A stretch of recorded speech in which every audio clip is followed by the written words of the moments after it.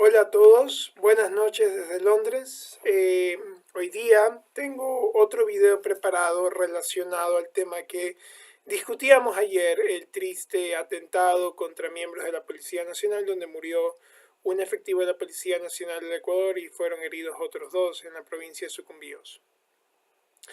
El día de hoy quisiera tratar de una manera más práctica, más detallada, mi diagnóstico de ayer respecto a que una de las causas que está detrás de este atentado y detrás de los atentados que nuestro país ha sufrido contra nuestras fuerzas de seguridad y nuestros ciudadanos desde el año pasado por grupos armados colombianos, ha sido la mala elaboración de políticas de defensa y de seguridad. El día de ayer mi diagnóstico argumentaba que esta mala elaboración ha sido incapaz de delinear clara y concisamente objetivos estratégicos que puedan guiar las operaciones y tácticas de nuestros soldados y policías, y esto ha afectado a su vez los niveles de riesgo y efectividad que tienen que asumir en sus operaciones diarias, patrullando nuestras fronteras y también resguardando nuestra seguridad. El día de hoy quisiera tratar mucho más detenida y prácticamente este diagnóstico, debido a que estoy ensayando con el nuevo formato en el cual los videos son de 20 minutos. Sentí la necesidad del día de hoy agregar este tratamiento más práctico y detallado, lo que ayer hubiera hecho que el video hubiera sido de 40 minutos. Bien, entonces hoy día quisiera tratar ese tema. Un poco de introducción. Como lo decía ayer, nuestro país tiene Fuerzas Armadas y Policía Nacional. La Policía Nacional fue creada en realidad por las Fuerzas Armadas. La policía moderna, como la conocemos hoy, fue el invento del general Alberto Enríquez Gallo en los años 30, general del ejército ecuatoriano. El general Enríquez también fue jefe supremo del Ecuador. Entonces, la Policía Nacional de Ecuador tiene una tradición militar, por así decirlo, muy fuerte. Por el otro lado, las Fuerzas Armadas del Ecuador, concisamente el Ejército del Ecuador, también lo conocemos como la Fuerza Terrestre del Ecuador, ha sido una de las instituciones más antiguas del país. En realidad, nació con el país. Y durante toda nuestra vida republicana, el ejército ha sido la principal herramienta de seguridad interna y externa del Ecuador. Esto ha creado una serie de tradiciones, mejor dicho, una serie de empleos tradicionales del ejército. ¿A qué me refiero con esto? A lo largo de nuestra historia republicana, debido a la primacía del ejército ecuatoriano, inclusive nuestra Armada del Ecuador es mucho más reciente. En realidad la Armada del Ecuador se profesionaliza alrededor de los años 1890 a 1910. Entonces, debido a la primacía del ejército ecuatoriano, la tradición de la política pública ecuatoriana había sido usar el ejército en cualquier actividad que fuese relacionada con la seguridad interna o externa del Ecuador. No importaba si la actividad era cercana al expertise del ejército o ni siquiera se hacían los ejercicios de pensamiento y de análisis sobre si el empleo era la manera más racional y más estratégica de usar el ejército para obtener un objetivo en ese empleo específico. Esto hizo que a lo largo de nuestra historia, nuestros gobernantes hubieran sentido total facilidad y el ejército de cierta manera también lo estimulaba, debido a que esto le daba tanto poder político como presupuesto, como también influencia en las decisiones gubernamentales. Sentían la facilidad de emplear el ejército en lo que sea. Esto llevó a muy malos resultados. Durante los años 20, durante los años 30 y 40, el empleo del ejército fue tan variado que se atomizaron las pocas capacidades militares que creó Alfaro y su gobierno. Para colmo de males, el ejército se involucró muchísimo más en la política interna del Ecuador y tuvimos varios episodios solo entre el año 1925 y 1941 de levantamientos armados cuando batallones del ejército y regimientos del ejército se levantaban a luchar unos contra otros, cuando el ejército tomaba partido con políticos de distintas tiendas ideológicas del país, y esto llevaba a confrontaciones internas. Lo más importante, todo el episodio, hay dos episodios muy importantes que reflejan esta realidad entre los años 20 y 40 del siglo pasado. Bueno, en realidad entre los años 10 y 40 del siglo pasado. El más importante es la Guerra de Esmeraldas. La Guerra de Esmeraldas duró cerca de 3 años, 1913 a 1916. Fue una guerra muy cruenta. En la fase de apertura inicial de la guerra, batallones enteros fueron aniquilados en las selvas de Esmeraldas por la rebelión del coronel Carlos Concha, un militar del ejército ecuatoriano cercano a Alfaro que se levantó contra el gobierno de Plaza para vengar la muerte de Alfaro. La guerra terminaría en 1916 con la derrota del coronel Concha y sus fuerzas, pero esto dejó sobre el tapete la pésima preparación del ejército a pesar del esfuerzo importante en materia fiscal y organizacional que se hizo desde 1895 mediante las distintas administraciones del general y presidente Eloy Alfaro. El siguiente episodio fue la Guerra de los 4 días. Literalmente durante 4 días, distintos batallones y regimientos del ejército lucharon unos contra otros en las cercanías de Quito. Y todo esto fue antes del colapso militar de nuestras Fuerzas Armadas en 1941, concretamente el colapso del ejército ecuatoriano cuando fue derrotado drásticamente en los días iniciales de la ofensiva peruana en el sur del Ecuador, y al mismo tiempo el ejército fue significativamente derrotado en la cordillera del Cóndor, y todo esto llevó a la derrota del país en 1941, con lo que vendría el Protocolo de Río de Janeiro, que años después, los tratados de paz de Itamaraty en 1998, ratificarían lo que se dio desde 1941, que fue la pérdida del oriente ecuatoriano. Entonces, esto es el resultado del empleo totalmente discriminado, totalmente atomizante que nuestros gobernantes sintieron durante nuestra historia que podían hacer del ejército. Ahora, ¿cómo se relaciona esto al diagnóstico que hice ayer? Ayer les decía que uno de los elementos comunes que está detrás de estos atentados es que si ustedes comparan las políticas de defensa de la administración Correa con las políticas de defensa de la administración Moreno, son exactamente lo mismo. ¿Por qué? Porque no dicen nada. Son párrafos y párrafos de verborrea académica que quizás serán muy buenos para un paper de conceptos de seguridad para publicarlo en Political Science Quarterly en Estados Unidos, pero no sirven de nada como documentos de política pública y más que todo, como documentos que guíen tanto una estrategia de defensa como una estrategia de seguridad interna.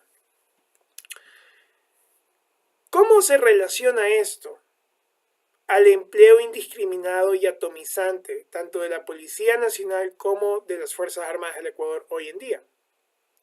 Bien, al no tener objetivos tan claros, estos objetivos tienden a ser lo más universales, generales posibles. Cuando ustedes leen los objetivos estratégicos planteados en las agendas políticas de defensa de la administración Correa y las políticas de defensa actuales de la administración Moreno, se pueden dar cuenta que los objetivos desprenden un sinnúmero de misiones solo para las Fuerzas Armadas. Aquí viene el punto más drástico de todo. Las Fuerzas Armadas son una organización altamente especializada que es buena para dar resultados en una serie de objetivos muy limitados, en una serie de casos y situaciones muy limitadas. Fuera de esos casos y situaciones, las Fuerzas Armadas tienden a dar muy malos resultados. En el caso de la Policía Nacional se da una situación muy similar con una salvedad. La Policía Nacional, a diferencia de las Fuerzas Armadas han tratado de mantener su especialización lo mayormente posible dentro de la generalidad y diversidad de los objetivos, lo cual les trae distintos entornos operativos, lo que a su vez crea distintos problemas para crear las habilidades tácticas necesarias para operar en esos entornos operativos. En el caso de la Policía Nacional se dio lo contrario. La Policía Nacional decidió tener una organización altamente generalizada. Ustedes ven el cuadro organizacional de la Policía Nacional y es muchísimo más complejo, tanto horizontal como verticalmente. Horizontal estamos hablando de las distintas líneas de especialidad que asume la Policía Nacional. Vertical estamos hablando de los distintos niveles de autoridad, de comando y control que tiene la Policía Nacional. Esto genera un rectángulo que es imposible a veces determinar cómo rayos el comandante general de la Policía del Ecuador tiene la capacidad para mantener tanto comando como control de lo que está haciendo la Policía Nacional en todo momento. Entonces, la Policía Nacional decidió, en lugar de tratar de conservar una especialidad, asumir una organización muy general. El problema de esto es que en operaciones y tácticas, las organizaciones generales tienden a crear problemas de recursos, en cómo se usan los medios en las operaciones, y esto desgasta los pocos medios que existen porque el ritmo operacional y la amplitud operacional es demasiado grande. Y en términos de tácticas, crea problemas ya que la cantidad y diversidad de habilidades tácticas que hay que dominar simplemente crean dificultades tanto para encontrar los medios para crear esas habilidades como para controlar el empleo de esas habilidades y emplearlas de una manera altamente efectiva. Les quisiera, no sé si pueda compartir la presentación, creo que no porque estoy grabando el video desde mi computadora, así que me tocará explicarlo. Si ustedes hacen un plano XY, donde el eje Y es la seguridad, los niveles de seguridad, la seguridad nacional, la seguridad humana, la seguridad ciudadana se encontraría en el medio del eje Y el eje X plantean el espectro de violencia, desde situaciones de conflicto que tienen menos violencia a situaciones de conflicto que tienen más violencia. En este plano XY, ustedes podrán ubicar alrededor de 20 distintas misiones que tienen las Fuerzas Armadas. Muchas de estas misiones se encuentran en el cuadrante de menos violencia, seguridad nacional, seguridad ciudadana, que normalmente son tareas policiales. Otras se encuentran en el cuadrante donde hay menos violencia y es seguridad a nivel humano, donde de nuevo es la policía la que tiene que tomar la batuta en eso. Pero todas esas misiones las cubren las Fuerzas Armadas. Cuando ustedes piensan en cómo rayos Huacho, la organización criminal de Huacho, pudo volar en pedazos, bueno, no volar en pedazos, pero pudo detonar una bomba que mató a 3 infantes de marina ecuatorianos, sí tienen que darse cuenta que la infantería de marina de la Armada de la República del Ecuador se emplea en solo un año fiscal en al menos 12, 15 distintas misiones. Ahora, ¿cómo rayos? La infantería de marina en Ecuador tiene aproximadamente 4 batallones. Cada batallón tiene un tamaño aproximado de entre 400 y 500 efectivos, dependiendo de los presentes versus los ausentes, por permisos, por vacaciones y eso. ¿Cómo rayos ustedes, asumiendo que la cantidad real sean 400, por 4, 1600, cómo rayos van a entrenar 1600 efectivos para 15 distintas misiones en un solo año? En términos del ciclo de entrenamiento, solo para operaciones convencionales, un ciclo de entrenamiento para operaciones convencionales puede tomar en el mejor de los casos, 3 a 6 meses en un año. Eso asumiendo la total disponibilidad de los efectivos, asumiendo que están totalmente cerca de las zonas de entrenamiento y que hay el dinero. Ahora, agreguen a eso no solo una misión, 14 misiones adicionales. ¿Por qué volaron estos infantes de marina en pedazos? Porque la diversidad de misiones no permitía que empleen el tiempo necesario para dominar las tácticas y operaciones que tenían que dominar para desempeñarse táctica y operacionalmente efectivamente en mataje. Vamos a la policía. En el caso de la policía, la hipergeneralización de la policía hace que la policía emplee a distintas unidades en distintos entornos operativos sin importar su especialidad. Conozco del caso en el 2011 en el cual una operación antidelictiva, y aquí no puedo dar muchos detalles ya que muchos de esos elementos aún son clasificados, los conocí por mi trabajo, entonces tengo que guardar sigilio, por eso no soy la persona responsable para revelar los detalles de eso.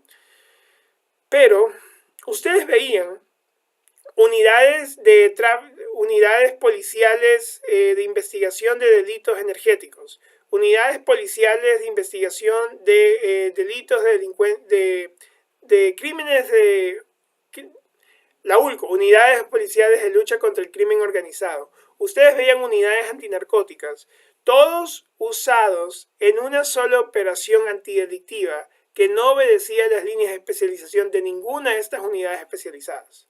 ¿Por qué? Porque la policía, debido a su hipergeneralización, tiene que usar sus distintas unidades de una manera muy... en computación se le conoce como plug and play. Cambias un dispositivo por otro y lo conectas a la computadora. Lo mismo.